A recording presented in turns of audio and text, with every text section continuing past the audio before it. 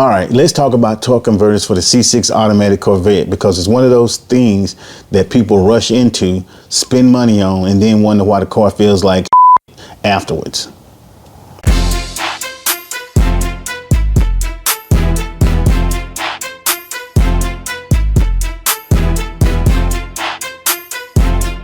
All right, everybody. So if you got a C6 Auto, the converter is basically the handshake between the engine and your transmission.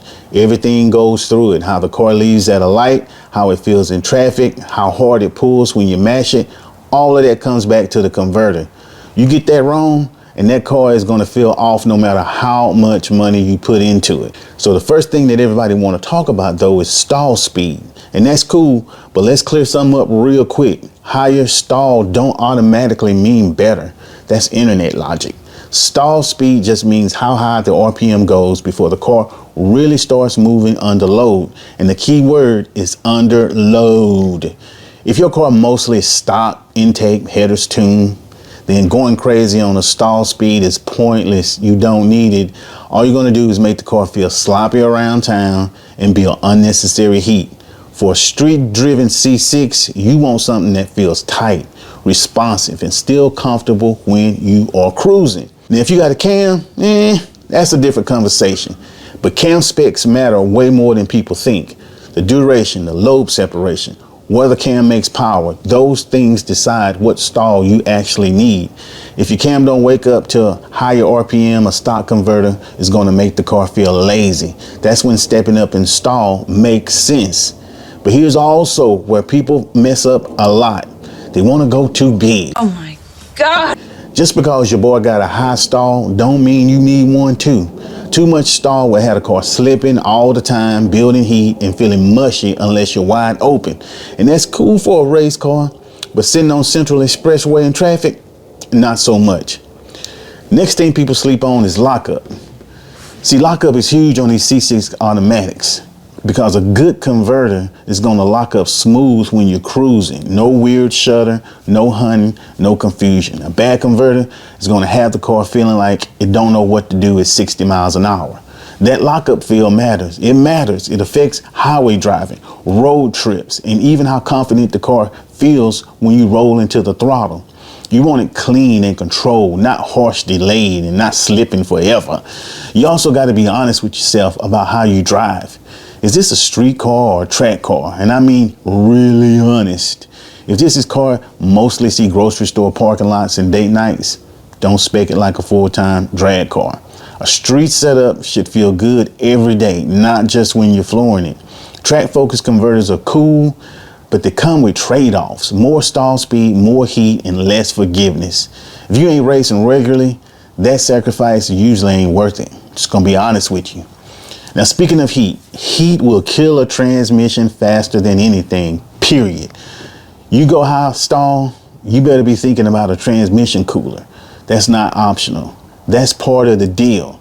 A lot of people skip that part, cook the trans, then want to blame the converter. Nah, that's on you, playboy. That's on you. Yeah, got me there. So let's talk about rear gears, because that matter too. Your gear ratio works with your converter, not against it. If you got steeper gears, you might not need as much stall. Taller gears might need a little more help. This is why copy and paste advice on Facebook comments are usually trash. Now let's talk about the part that everybody really cares about, how it sounds and how it feels. A properly matched converter changes the whole personality of the car. Idle feels cleaner. Leaving from a stop feels easier. When you roll into the throttle, the car responds instead of thinking about it. No bogging, no hesitation, it just moves. You feel it immediately pulling out of the driveway. You feel it even from a roll. The engine stays where it want to be instead of fighting a drivetrain. That's when people say the car feels faster everywhere, even though you ain't added no horsepower. And let's be clear, a converter ain't magic. It ain't magic. It don't create power. It just lets you use what you already paid for. When it's right, everything feels connected. Speaking of which, let's talk about money real quick.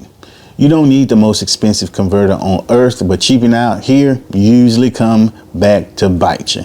Quality internals matter. Lockup clutches matter. A good converter lasts. A bad one is going to have you pulling the transmission again, and nobody want to do that twice.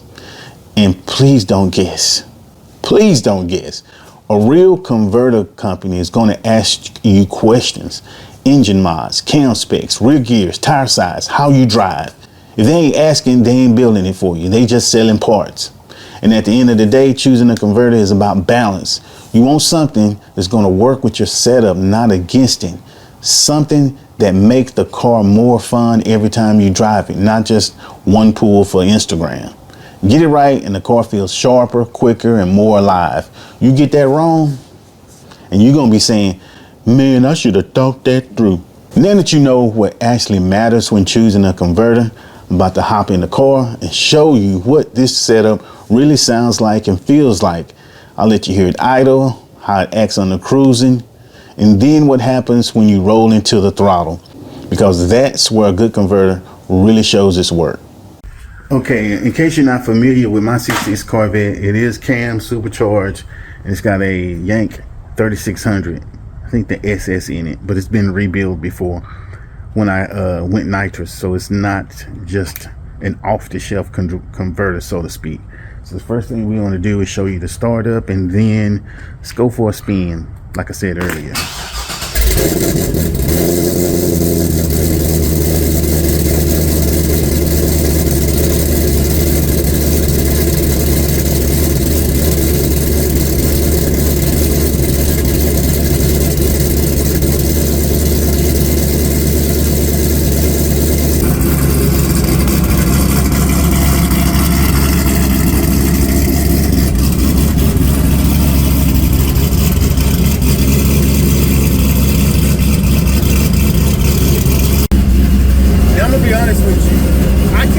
Honestly tell you that my spec right, and the reason is because when I got it, I bought it when my car was NA years ago. I had no idea what I was going to do with this car or nothing. Then when I got nitrous, I had to restart for nitrous. Now I have a supercharge on it, and I have a feeling that this converter is really kind of only good to like 650 horsepower, and right now I'm at 800. So this is a perfect example of what not to do.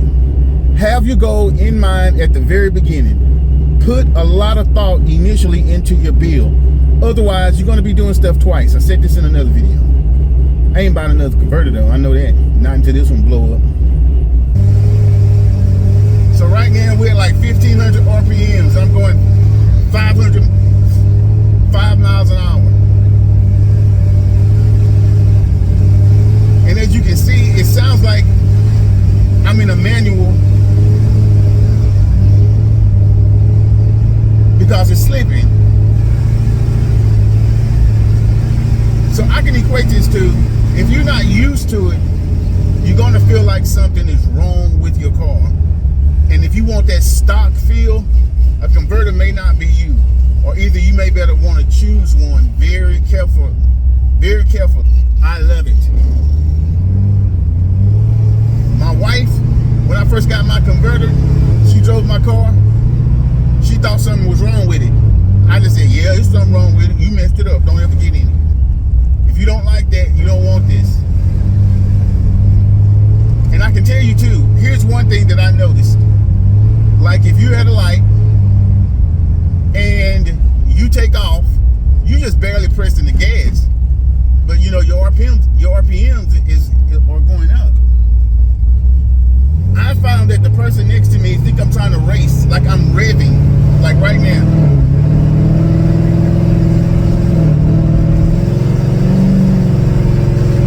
I'm not even going fast, but it kind of sounds like I could be. So now we're going to get on the highway in sport mode, and I can kind of give you an idea of what the acceleration is going to sound like and feel like.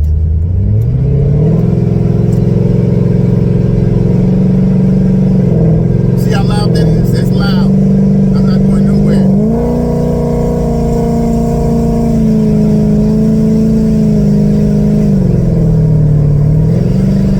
Downshift a little bit.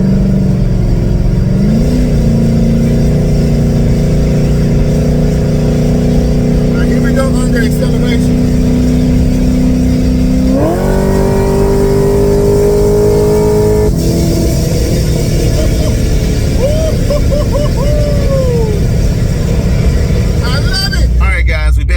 house. I hope you found something useful in this video. If you did, like, comment, and subscribe. This your boy.